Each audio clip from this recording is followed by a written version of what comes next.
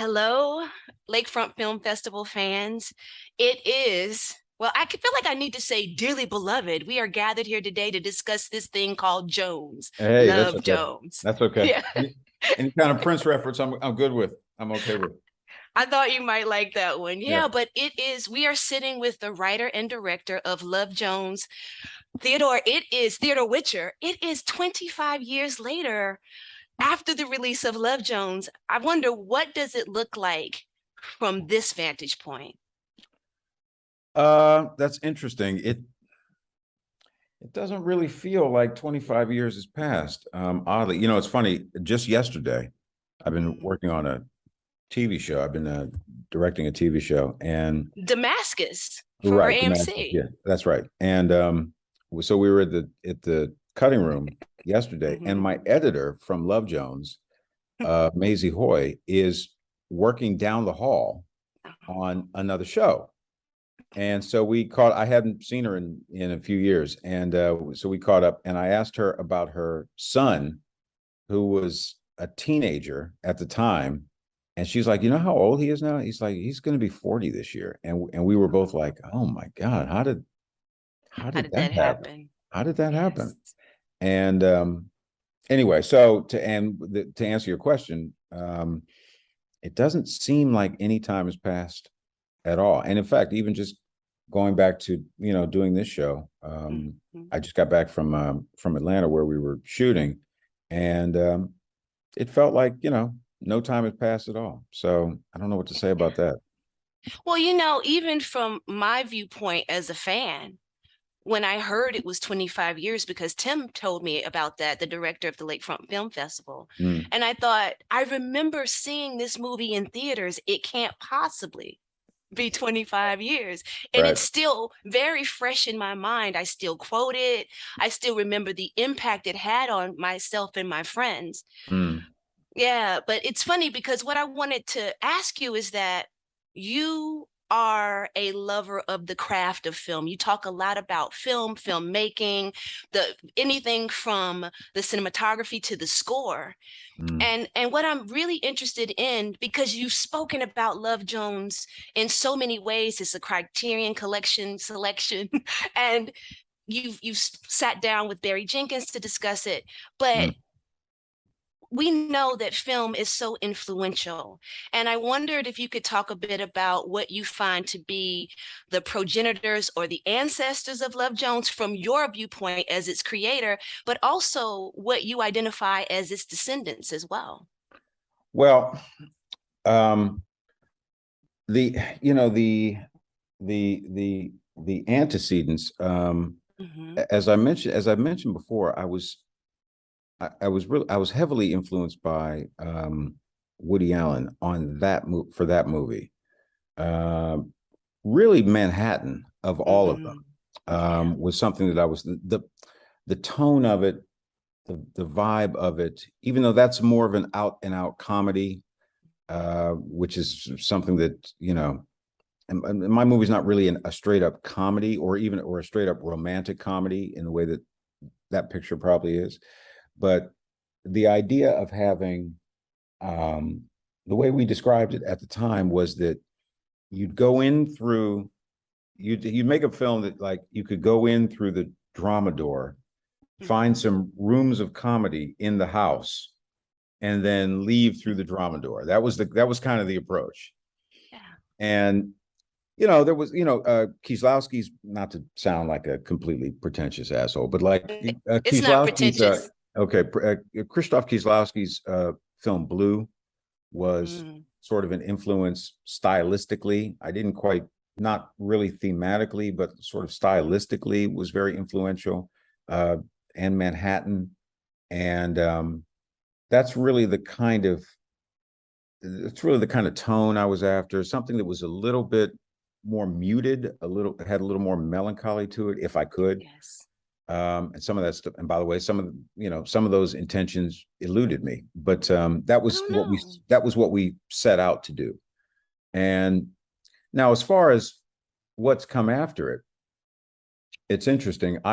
Maybe I'm not even the one to answer Hmm. that question. I have seen things that are sort of directly inspired by the movie, Yes. or direct references to the movie. I mean, going through, you know, there was a music video in the 90s that was that was a thing that you could, in a music video, it was acceptable to, like, you know, to really like directly quote a movie, or make it look like a particular movie that you like, or a sequence in a movie that you like. And Almost a homage to right, it. almost like an homage.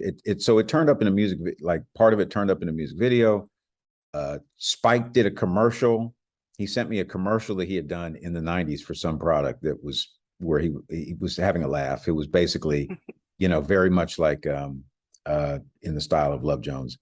And then and then like this episode of The Chi that was on the last year, where the characters are watching the film on television, that kind of thing. As far as other movies go, I'm sure some other filmmakers have, kind of been inspired to do this or that, but I'm not really the guy to really go, oh yeah, you're stealing my shit, or you're, like, I don't really think of it in those terms. Like, I'm like, Right. it's cool that there are people out there who dig it and, quote it or whatever, or are influenced by it in some kind of fashion, because Love Jones doesn't look anything like Kieślowski's film.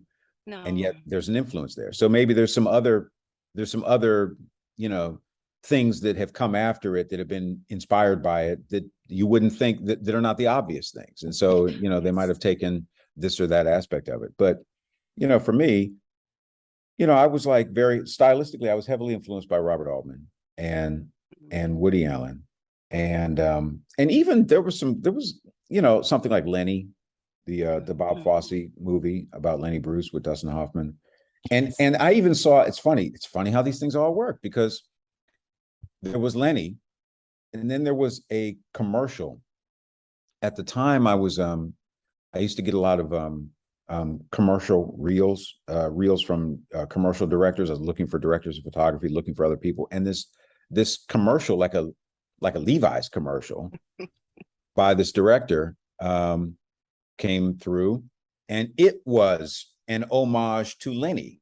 And so I actually, so you have Lenny, and then you have this 25 years later, you have this movie, or this commercial rather, that's inspired by Lenny. And I'm looking at the commercial and looking at Lenny and trying to grab kind of an amalgamation. So there's just so much visual storytelling in our culture at this point in the late 20th century, and certainly now, where you can't help but be influenced by everything that's going around you, and you can't often even pinpoint where you got the idea from, between a commercial, a music video, a web thing, something that played on an airplane, an actual movie, a TV show, you know what I mean? They're all over. Everything's all over the place. A YouTube video, painting, a painting.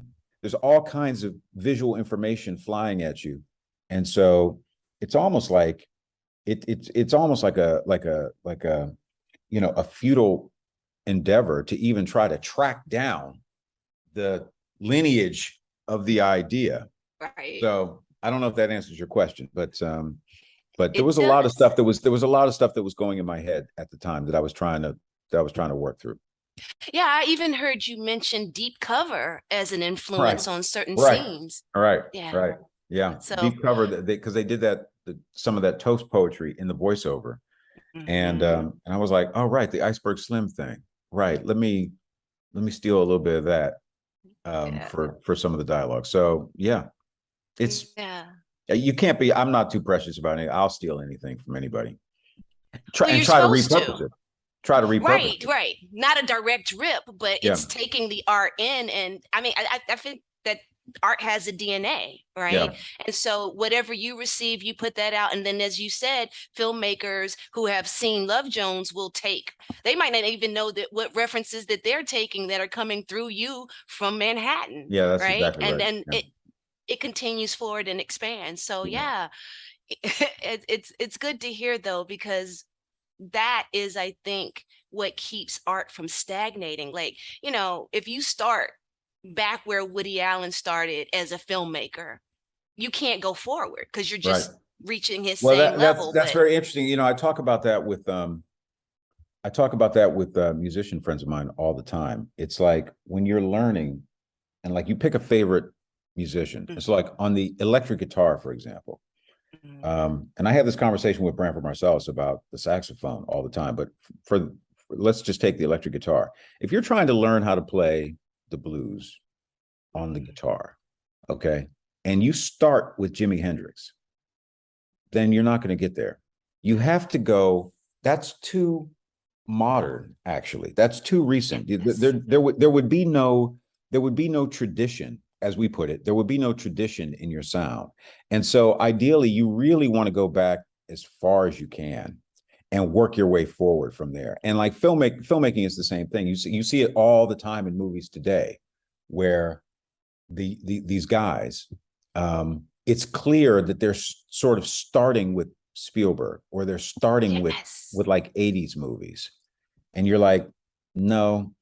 Ideally, what you want to do is you want to find out who Spielberg grew up watching and go back there. And then maybe even go back and find out like who influenced David Lean, who influenced Steven Spielberg. I mean, if you want to keep making it fresh, making the form fresh and propelling it forward. I had this conversation with a cinematographer. I was doing a music video once, and I was talking with it was being shot by this guy named Matty Libatique, who's an Oscar nominated cinematographer, but probably most famously shot Star is Born.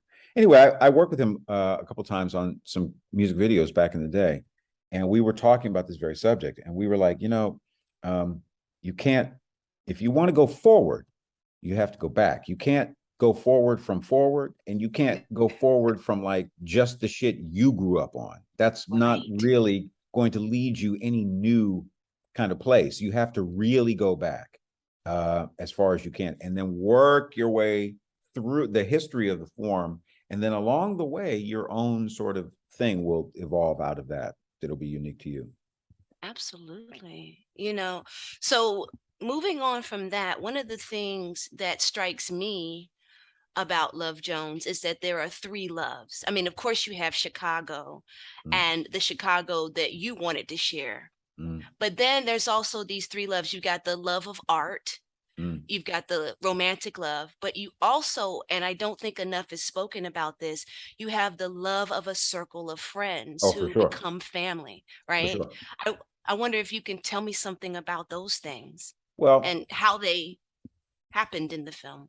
Well, it was intentional to have that, but again, all credit to the actors, because you can have that as a conception, but if you can't get it on film, or if they can't provide that kind of instant sort of communicate that kind of instant conviviality and familiarity with one another, if they can't communicate that to you, then you can't photograph it and it can't be in the movie. Like it could be your idea to have that.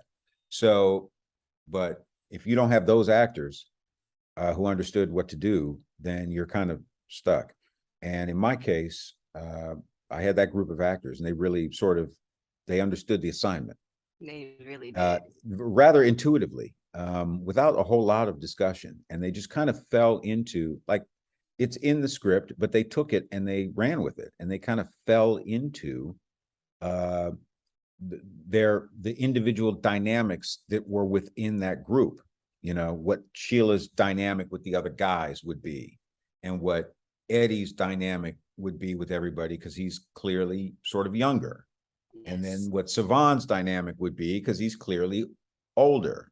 And they all just kind of intuitively figured it out and started to portray it in the group scenes without a whole lot of discussion on my part. So once I started seeing once I started seeing what was evolving in front of the camera, then I didn't want to put my thumb on it at all. I just kind of wanted to not discuss it and let it happen, because it was happening so organically. Yeah. And there you have it. And so, yeah, that is a very successful element of the film, I would say. Yeah. And all credit to them. Great cast.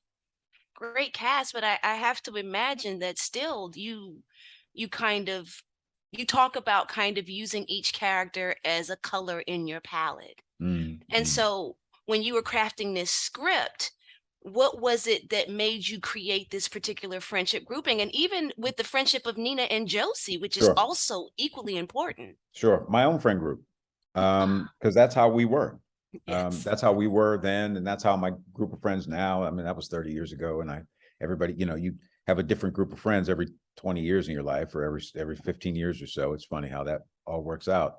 But the type of people that I find myself around are like that. The kind of that kind of interplay, and that kind of sort of unspoken kind of emotional bond. And anyway, so it just seemed like I just looked around. I just took stock of my own life at that time as I started writing it. And I was like, we have a lot of fun together, and the way we communicate with each other and the way we talk, it would be kind of fun to see represented in a film. I don't really see it. I don't see it pitched at that level. You see it, and it always seemed, and this goes into the style thing. It always seemed a little stagey, a little over the top, not a little heightened. And I Yeah, was like, sometimes antagonistic even. yeah. And I was like, can we just make it a little more natural, a little more something closer to naturalistic? If I could find a way to do that technically, then that would be a sort of a really cool element to have in the film. And that all comes from, technically, the idea of it, that all comes from Altman. That comes from like Nashville and MASH and that kind of Mm-hmm. thing. And I was like, okay, all right, let's try. And by the way, and aspects of it, Mo Better Blues, even. Yes. Mo Better Mm-hmm. Blues has, amongst the relationship between the guys in the band, in Denzel's band, has a little flavor of that. And so I was like, oh, Spike kind of was going in that direction too. Like he kind of got there, a little bit ahead of me. And I was like, okay, so I'm just going to build on that, on what he did, and find my own way through it. So that's the answer to that question.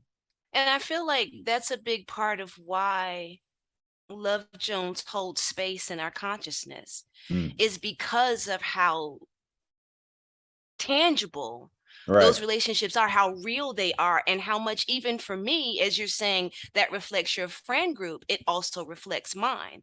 And Mm. so we it kind of becomes this touchstone for people watching it at that time and then continuing to go forward, parents sharing it with their kids.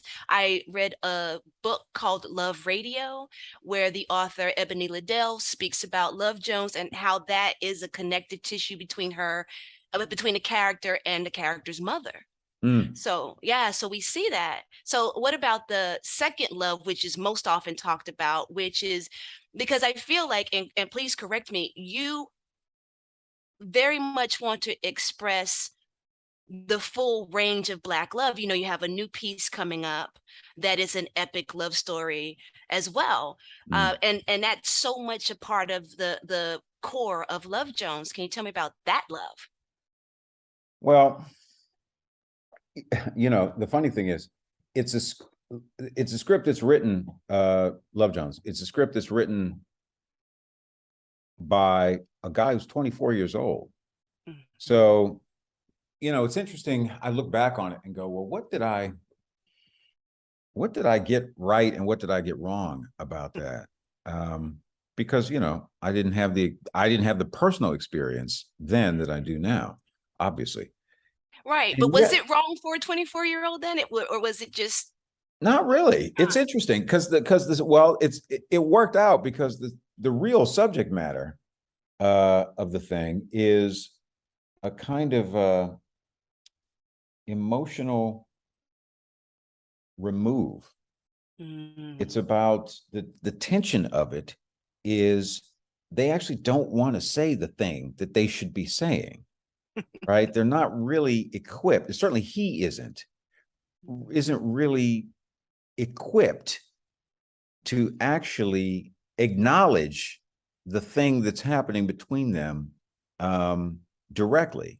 And by the way, if they did, not only that, it wouldn't make for a very good story, because if they just acknowledged it, then the movie would be over, right? But because I think to answer your question, I think that because the sort of the animating tension of the movie is a kind of emotional remove, or dare I say, emotional immaturity in a way.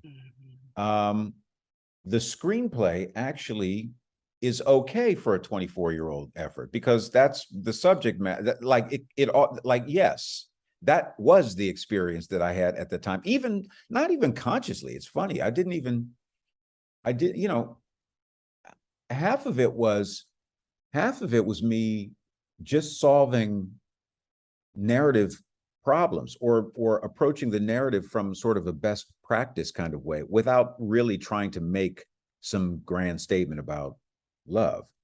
Although it becomes that, it's hard for me to answer this question, because it's like, there are things, and this happens with everybody, whatever you do, you write, you paint, whatever, you write music or whatever, you find that, like, there's things in that turn up in the thing that you didn't really know were going to be in the thing. And there's aspects of you that you didn't know that you were putting in the thing that turn up in the thing. And it's only when you look back at it later and you're like, huh, I guess that's where I was at that time. And I wasn't trying to display or inject that part of me into the thing, but there it is. And that's sort of, excuse me, that's sort of the nature of any kind of artistic or creative endeavor. You wind up, you can't really hide, in other words. You may think you're hiding. You may attempt to hide, but even your attempt to hide is going to be revelatory in some kind of way. And you need to be prepared for that. I don't think we ever are. Even what the films teach us about ourselves, like when you're watching a film and you realize that the writer knows who you are. Right. Whether, whether you know, it's funny. I always feel like, again, funny you should ask that question. I was just having this conversation recently about a couple of other works that I had seen. A play I had seen in New York, and then a very famous play, and something else. And I was having this very conversation, and the thing that I don't like, and the thing that marks something as genuinely youthful and the work of a young creator, is the navel gazing aspect. Because I feel like, I'm going to say the word you, I'm meaning the royal you, not me personally. I feel like I'm not interested in you. I'm interested. I really, nobody's really interested in you. People are only really interested in themselves. And so what you should endeavor to do, at least in a mass media form, like a movie or a television show, maybe in a novel, you could, because the audience for a novel can be small and it can still be commercially successful. But with a movie, any kind of mass audience thing where you're trying to appeal to a large number of people, because these things are so expensive to make, you really want to be trying to tell their story. Now, it looks like it's your story, right? And part of the appeal of a movie is you get to go to a different world, and you get to see something, some other thing that you never really saw. But what gives it the landing power is when you go see another world, and in the other world, they're actually telling your story. It becomes a mirror. It's like, here's the mirror. Yeah. That's right. And so what I don't like, what I think is not successful, and what is not entertaining, is when I go see something and it's clearly that guy or that girl is just looking at themselves. They're just telling their own thing. And so it's kind of like, I'm like, I don't care. Like, you're not, what does that got to do with me? Like, there's the connection. I'm not connecting to this. And I saw something recently that's very successful. And I had this very reaction. I was like, that is the work of somebody who's young, because you're just telling your own little, whatever your little dilemma in the world. Great, congratulations. Everybody has a dilemma, right? Everybody's got a problem. Everybody's got a story and a struggle, right? So if you can't make your struggle interesting to me or relate it to my struggle, then it just becomes not really that interesting. And the way you do that is and it's sort of helpful to, it's helpful to you personally, and it's helpful to the form, is you want to pare away the shit. You want to drill down into what is the universal aspect of this dilemma. What is the most human aspect of this dilemma? That'll help you, by the way, personally, get out of your own fucking head and get out of your own way, just in life. It's a good approach to have. Okay. Yeah. And two, for the work, now you're once you drilled past, I'm Black, I'm gay, I'm a woman, I'm trans, I'm in Idaho, I'm on Mars, whatever. Once you drill past the surface stuff, and all that stuff is surface, all of it. Once you drill past that and figure out what is the real human, what aspect of the human condition am I dramatizing here? Then you're telling a story that with the veneer of your own specificity. You're Black, you're gay, you're trans, you're a woman, you're whatever, you're from Russia, you're from Ukraine, whatever the superficial aspect of it, which is a part of it. Yeah. Once you can get past that and into the human, then your thing can play anywhere in the world for anybody, and they will be able to get something out of it.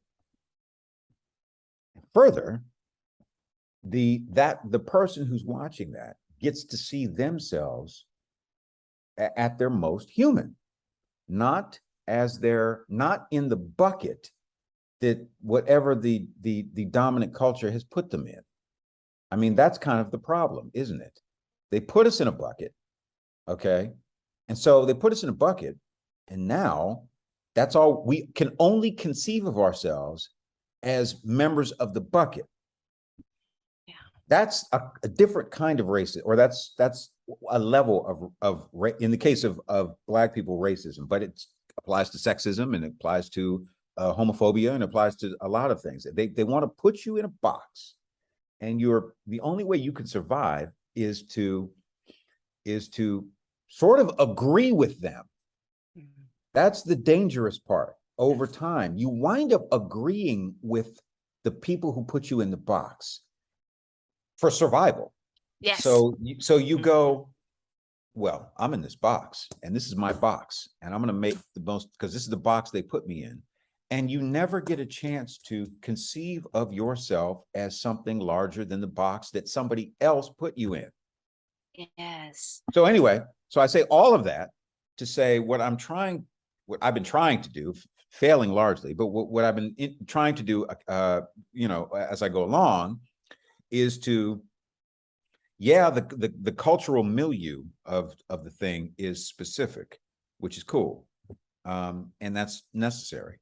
But what's beneath that? Because we're still people, and we're people fundamentally, and we're not really and this whole notion of like we're different than like everybody else is, not really, no. So what's underneath the actual dilemma? How can we connect to our own humanity, and not only for ourselves, but for them, for an audience who doesn't look like us, to be able to see us and go, oh, yeah, that's just like my cousin. Yeah, and for our safety, right? Because we literally, when our humanity is recognized, we are safer moving through this world. That is the problem, is that nobody recognized, like for Black, okay, on the specific nature of Black people, the problem is there is still a significant percentage of people that just don't see us as on the same level of human, right? as them. They just still see us as beneath them to some degree, to varying degrees. And look, I don't know if any one movie can change that, but a movement, a cultural movement over time, over a generation or two, can certainly change that. Absolutely. So it's just, you're just part of that. So I don't really get off on, it's specifically for, it is for Black people, but I try to get, for us and for them related to us, for the whole picture. Okay. Mm-hmm. I try to get at the humanity of the characters. First and foremost, for our own sake, just so we can get in touch with our own humanity and not with somebody's version of us. Then second to that, some other person who might see that and go, oh, those people are actually just like us or just like me. And then that has a positive effect as that rings down across the, across the generations. I don't mean to sound like too, highfalutin. I don't think the work is frankly, I don't think it's quite as important as maybe I'm making it sound. But it's a part of something. Yeah, it's but and that's what you said. Yes, absolutely, because I understand what you're saying. It doesn't, there's no pretension in it at all. It is truth, is that culture, art shapes culture and culture shapes our perceptions, which wraps back around, right? And some of the things that are beautiful about Love Jones is that it does move the chains, because to go back to the box metaphor, it is not fighting the stereotype or the definition that has been put on us. It's not fighting it. It's not subscribing to it.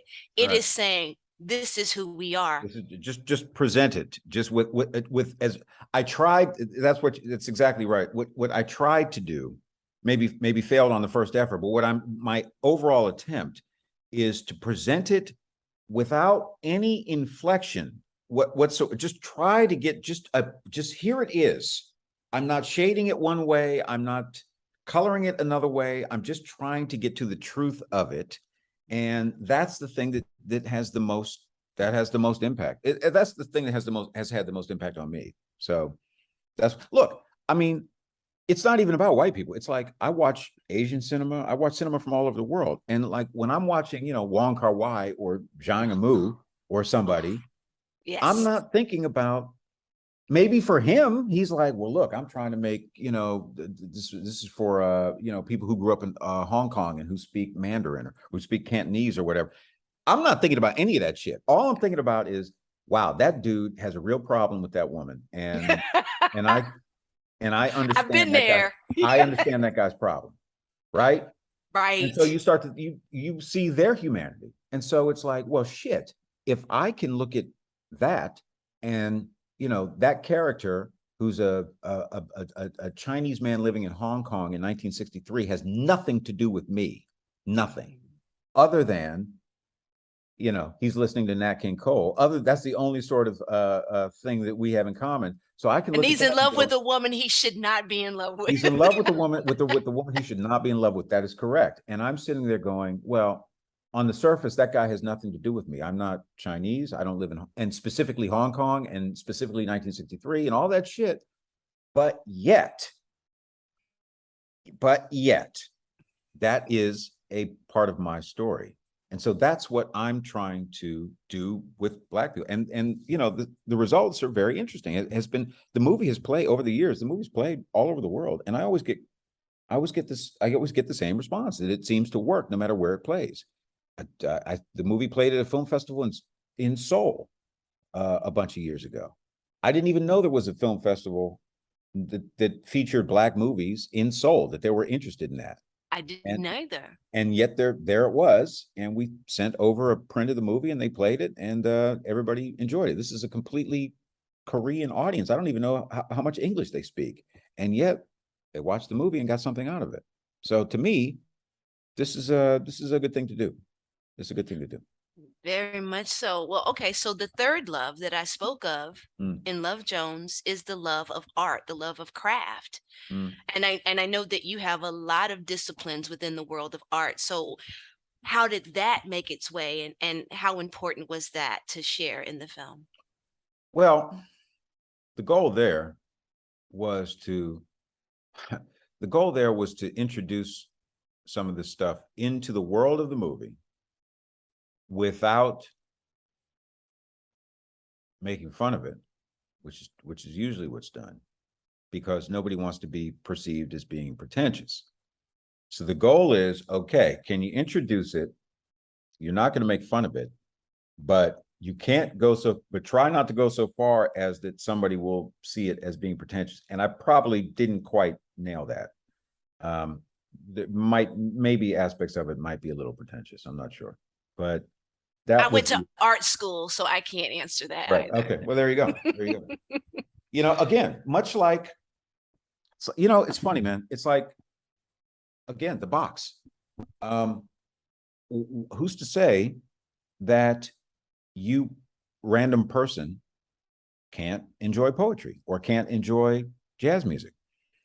You know, the person who would resist that is like probably out of some insecurity about their own educational background, but that doesn't preclude that, you know, that music, for example, since we're talking about jazz, that music, what, first of all, was at one time popular music, and two, is enjoyed and is performed and enjoyed at the highest level by people of all educational and cultural backgrounds all over the world. So there shouldn't really be anything pretentious about attempting to connect with it or it being in the movie or what, you know what I mean? There really doesn't have to be any distance between somebody who's watching it and them getting into that work or trying to approach that work, and getting some meaning out of it. Yeah. So, you know, I tried to thread the needle of introducing that stuff without it seeming highfalutin or without it seeming like, you know, like the movie's looking down on the common man who doesn't listen to Charlie Parker or whatever. And, you know, I don't know, man.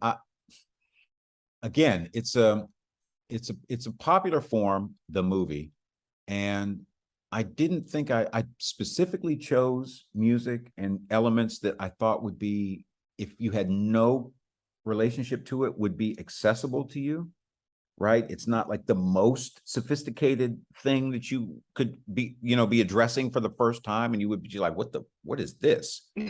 Try to get something that you could grab on, that was just enough that was a little bit above, but like you could still grab onto it if you made an effort. And if you had if you never heard any jazz music or anything like that before, right?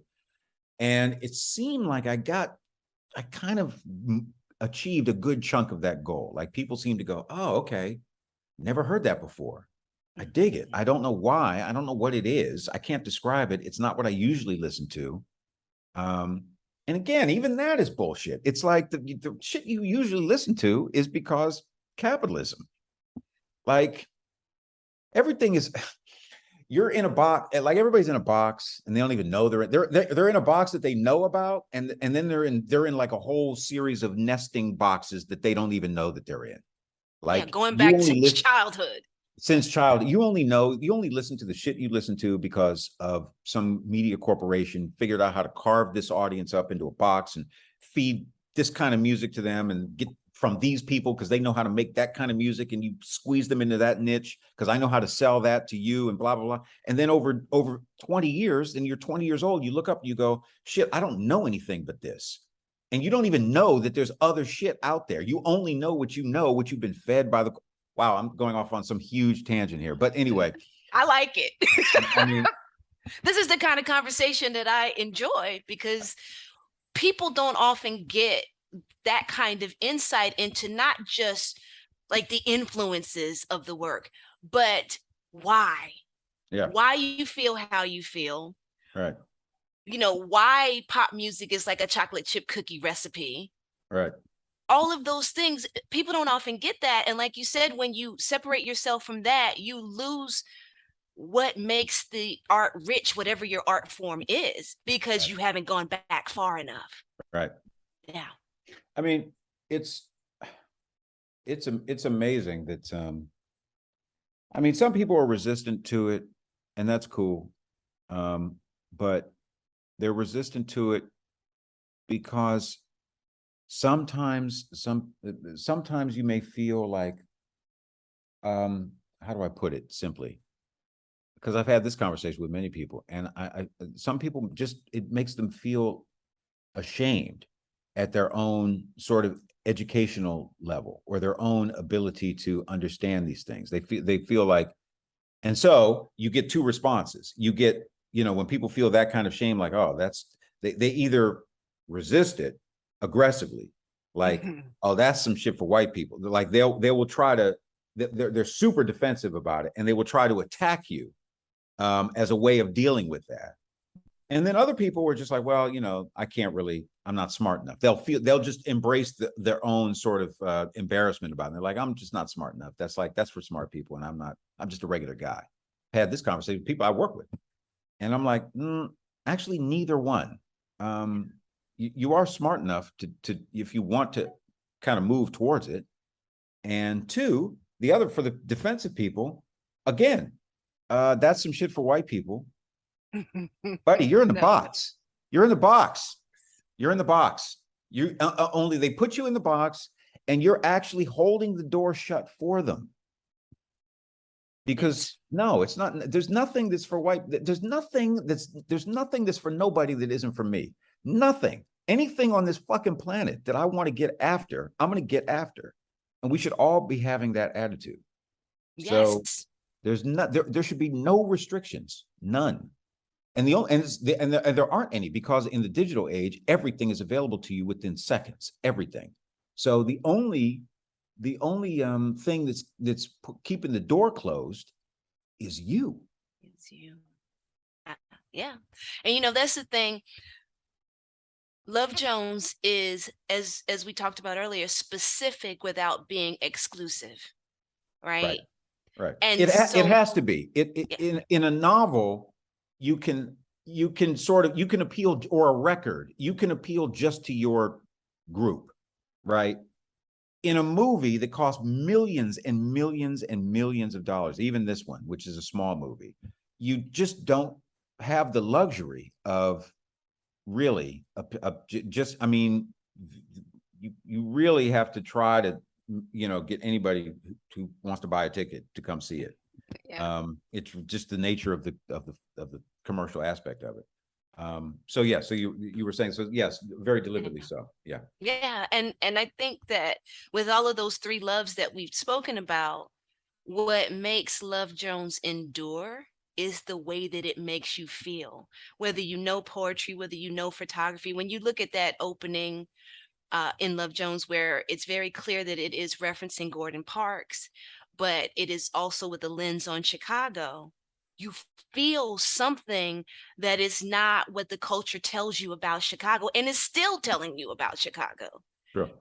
And it's not the Magnificent Mile, but it's Right. also not this crime-ridden thing that you are meant to believe, but it's just the honesty of the people. Right. And throughout the film, you feel the poetry, whether you are poetically inclined. When Darius goes in and out of kind of being very almost street and then going back into being very literary, you kind of grasp onto it. And that's why I say that is the enduring effect of Love Jones, whether I'm watching it when I was watching it the first time with my best friend, or I'm watching it now with some of my goddaughters or godsons. They feel it. They recognize it, even though there's an absence of cell phones and social media, and they're like, what is this payphone thing? Right. There is something so recognizable that they can feel like they can put themselves in that film. That is strong. Like, and that doesn't happen with every film, because I know that you're very modest, but that's not normal or typical, even though there are so many great films. This is something that, if I could just be very plain, it's special. I mean, I feel like that's a cliche, but it really is something that speaks to us in a way that a lot of things didn't at that time. You know, I think what is his name? The gentleman played Ed, Leonard Roberts. Leonard Roberts, he said it. He said at that period of time, you didn't get a lot of all Black cast or primarily Black cast where somebody didn't end up dead. Sure. That's still a problem, you know, and we're still chasing, I feel, the feeling that we had when we came out of Love Jones. I'm not going to say which films, but I'm still chasing that feeling. Well, I'm trying. Yeah. Yeah. I don't know. Can you tell us anything? Because I know we need to wrap up soon, but can you tell us anything about this world of ours? Well, this world of ours, if we can get this one made, I mean, it's at Amazon now, Mm. and we're trying to figure out how to make it and who might be in it and all of those things. I've been working on this television show, and I've been working on a television show. I have another movie that I've been working on, and then the company itself has been, they had to acquire MGM. There's a lot of like business stuff that's Forgot gone about on. So, that. you're right. So it's been they've changed the leadership at the studio a few times since I've been working there. So there's a lot of moving parts on that one, but uh, but if we can get the film made, um, I think it has a chance to be something kind of unique because I like it very much. I'm very pleased with it with the screenplay, which is not Okay. usually doesn't happen. So Yeah. Okay. the trick is to find the right, as always. The trick is to find the right actors to play these two parts, the leads, and um, and then to figure out how to bring it to, again, because again, it's always about money. It's always about how much money can you afford to spend on that type of project with those type of people, and expect some kind of reasonable return. It's just the usual business problem. And this one, because of the nature of it, because it's set during the war or partially during the war, has a little bit more scale to it than Love Jones does, and so it's tricky to figure out how to realize it. But if we can pull it off, it should be quite good, quite entertaining. I hope. All Very right. Well, emotional, very emotional. I hope that's my okay. intention. Well, I can't wait for that. And I have a request I want to make because Mm. again, I know we have to wrap up, but as I was doing my research, and you wrote the poems in Love Jones? No. Okay. The first poem that Larenz does, "Brother to the Night," was written by Reggie Gibson, who was an old poet friend of mine from those days, and actually is the first poet that appears in the film. Oh, yes. Okay. Right, and then Nina quotes Sonia Sanchez.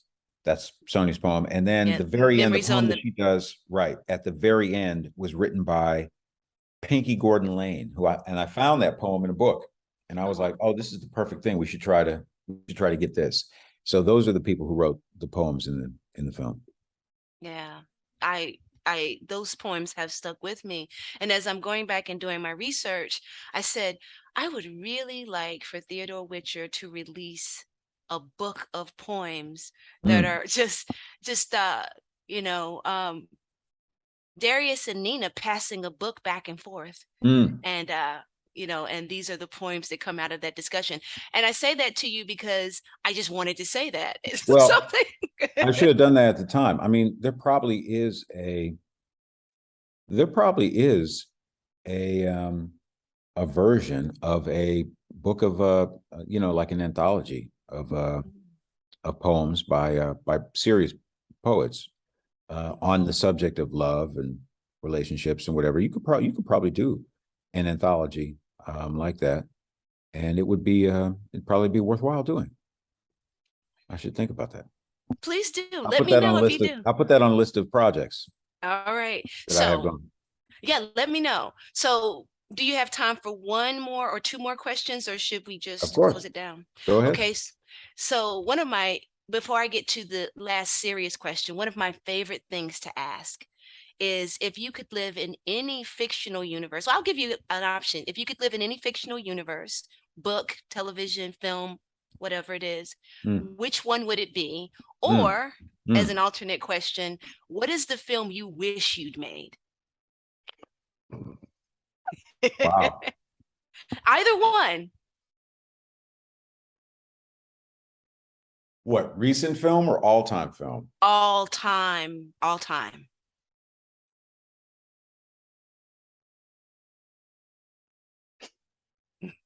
Wow.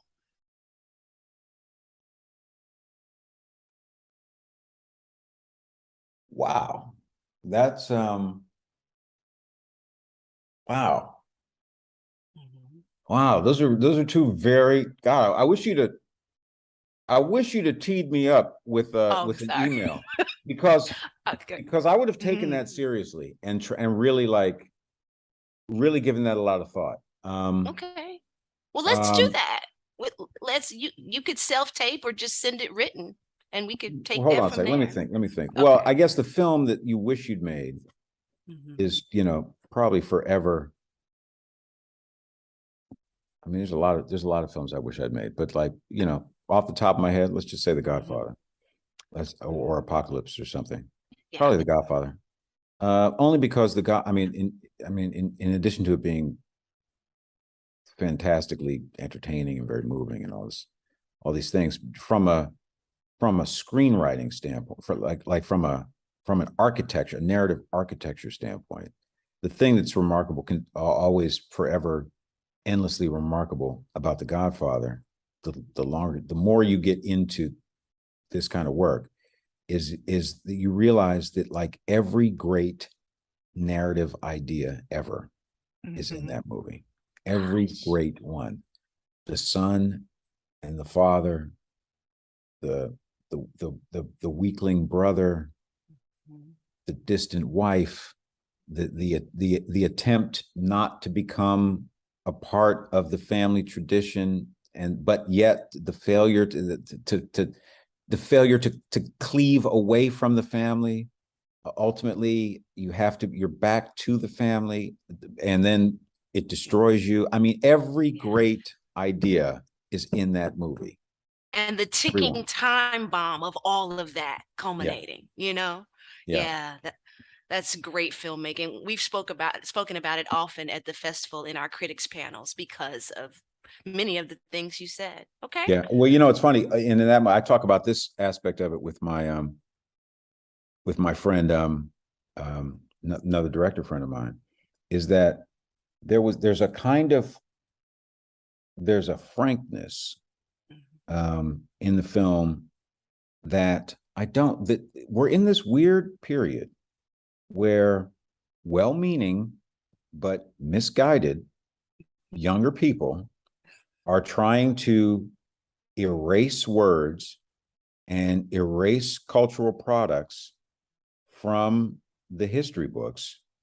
And this is not a good idea. This is a very bad idea. And for example, in The Godfather, there is a scene where the heads of the five families are meeting, all of the dons of the crime families, and they're discussing what to do about the problem of drugs in New York.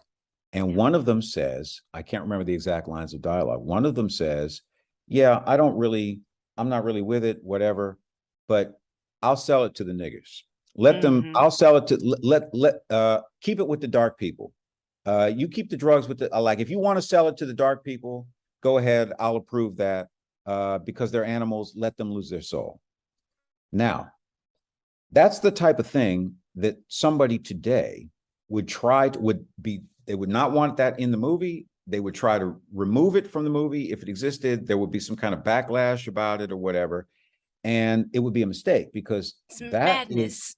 that's the kind of thing where you see in a movie a kind of frankness about the way the world actually works. Mm. And that is incredibly useful. I mean, for example, here's another example. Just recently, I was just talking about this same friend. He alerted this to me just yesterday in the movie The French Connection. It's great, Yes. incredible. Gene Hackman. Gene Hackman, right? William Friedkin. There's a scene in the original movie where Gene Hackman says something racist. Um, and he says, his partner says, I'm trying to remember the line, but he says something about never trust a nigger. And Mm-hmm. then the guy says, his partner says, yeah, but what are you talking about? And he says, yeah, don't trust anybody. In other words, it's clear, the implication is clear that the character is to some degree racist, also like a misanthrope, but also racist, doesn't like anybody, definitely doesn't like black people, like whatever. Yeah. And this is a cop in 1970s New York. Just in the last few days, William Friedkin, the director of the movie, removed that scene No. for the version that you can rent on iTunes that is on Disney Plus, that will be on Disney Plus or something, or is on iTunes, something. Right. Because why? Well, because it's incendiary, and because it's like the cops are racist. And right, exactly. Exactly. And so he's like, I don't know what his motivation is. I guess the corporate motivation is money, as it always would be. Like, we don't want a backlash to this film. We can generate more revenue if the thing is more pleasant for people to watch, and not so incendiary, right? But see, this impulse is a very, very bad impulse, because that movie in particular comes out of an era in which there was a kind of frankness in terms of the depiction of the world in which we live in. And this is a good thing. And so now, 50 years later, when, by the way, a lot of these problems still persist, to now want to excise anything that is remotely unpleasant or uncomfortable from, popular work, I think is a disastrous impulse, and is going to lead this generation and future generations sort of down the wrong hole, I think. Yeah. That's me. They won't recognize the signs. That's right. Because that is a truth that allows us to have discussion. It's one thing that I personally loved with my mother. She never kept anything from me. But she always spoke to me about what it meant. Oh, you want to listen to NWA? Cool. This is what this means. Right? You want to read Sidney Sheldon books for whatever reason.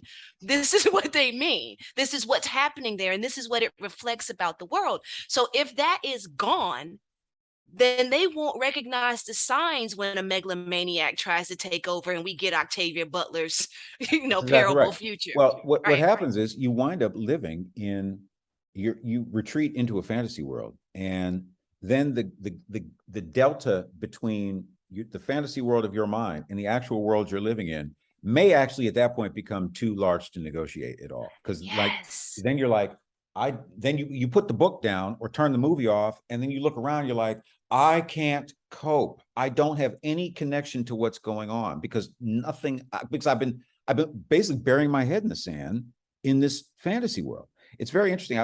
This director friend of mine who's white, we were talking about this French Connection thing, and he tells a very interesting story. When he was younger, he went to go see the French Connection with his brother in New York. He's from New York.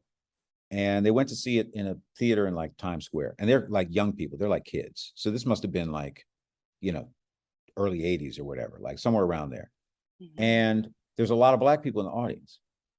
And it gets to the part of the movie where Gene Hackman says, "Never trust a nigger," or whatever the line is, where he just disparages Black people off the cuff. And my friend and his brother were horrified, right? But he noticed, he never forgot this. He goes, all the Black people that were in the screening, they laughed. It didn't, and he was like, and it took him years to figure this out. He was like, why did those Black people laugh when the racist cop said racist thing? And it's like, then it dawned on him as an adult, it's because they recognized the truth of that. And that's what it was. It was like, yes, finally, we're watching a movie where that's a cop that I know. I recognize that cop. That's not some phony like hero cop. That's a fucking guy who's working my neighborhood. That's the guy. I recognize that cop. There's truth to that. The racist white cop, yes. And we want that. And the truth of that made the audience laugh in recognition. Now that scene is removed from the movie if you were to rent it on iTunes, which is terrible. It's terrible. And it's also a marketing moment. Hey, everybody, look at how great we are. Right. Look at how considerate we are. When actually it kind of bleaches the brain. It's capitalism depends on you being happy and comfortable and not perturbed and not angry and not disturbed so that you can buy the shit. And that's the whole game. And so in doing that, you wind up now. Look, maybe some things are like, I don't know, maybe you do want to take out some of the racist cartoons from like the 1920s, or maybe not. I don't know. Maybe that's look, maybe we need to have that shit available too. But you know, when they I don't remove know. the racist stuff from like Dr. Seuss and from the Muppets, I got that more, right? Right. Because it's a conversation that For is children. very difficult to have with children. You got to It's ease for them children. into that. So we don't want that to become their perception of self. Right. That's why we shield them. But Right. as you get older, everything you said, if you can't negotiate this world as it is, right? You have a you have even more of a chance of it knocking you down and you not being able to bounce back. Well, is there not a connection to be drawn between, the movies that are the most popular right now are total fantasies. They're fantasies of empowerment at a Yeah. time when the world seems to really, or it seems to be, and even that's a little bit phony. The Yeah. world seems to be spinning really out of control. Although the world has spun out of control at this level and beyond many times. Yes. And there have been existential threats to humanity many times. The bubonic plague was an existential threat to humanity. Ooh, yes, it Uh, was. the advent of nuclear weaponry is an existential threat to humanity. Influenza in the teens killed Yeah, 35 million 1918. people. 35 million people. People don't realize it's 35, and I've heard reports upwards towards 50 million people. They don't realize it. It's so we have always, and by the way, let's go back 50,000 years. The lion on the Serengeti. We have lived with existential threats to our species since the beginning. So Mhm. this is not really a new condition that we're under right now, although it is real, but it's not new. And so, isn't it interesting that at this moment where the world appears to be kind of off its axis a bit, um, that the things that people are turning to are not really like they're these fantasies of empowerment. They're like superheroes, and I have all these Mhm. powers, and I can fly around and save the day, and I'm Mhm. wonderful. And it's just like, I don't know that I understand it. I Yeah. don't know that it's helping people actually interface with the real world in a real way. It's like it becomes a fantasy. It It does. becomes And as a like, comic book fan, I can recognize the two sides of what you're saying. yeah, Yeah. Yeah. yeah. I don't know. I mean, I always I never advocate for, eliminating one thing over No. another. I've always advocated for it. There should just be more of everything. Just give me a range of shit. Like when I was 11, Superman the movie was literally the greatest thing ever made. Yes, it was. Okay. Yeah. So now I'm not 11 anymore. It doesn't have any interest for me. But Mhm. I'm not going to say I didn't get enjoyment out of that movie, or that you can't get in. People shouldn't be entertained by Marvel movies or whatever the fuck. I don't care. But I Yeah.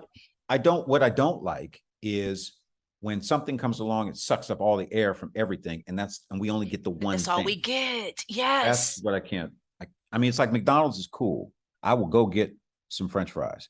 But if McDonald's was on every corner and that was the only food available, that would be a problem.